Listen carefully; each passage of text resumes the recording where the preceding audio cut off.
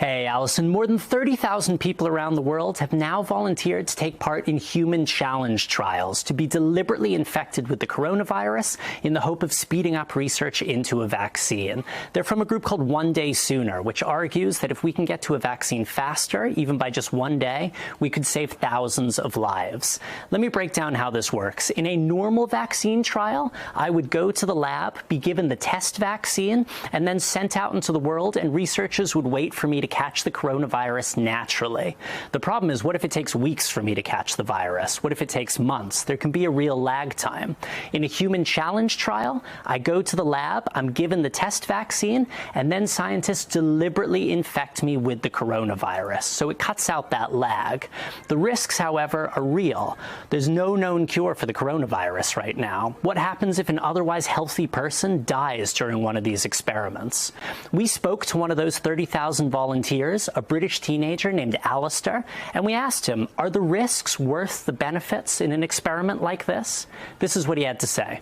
It's a scary thought, and obviously we need to really carefully think about and accept that things could go wrong, and they really could go wrong. And you know, it's easy for me to sit here now and say I think this is a great idea, but if I end up in hospital, if I end up on a ventilator, then I think I would still think the same thing, because it's providing so much good to so much of humanity that nothing I do would be in vain.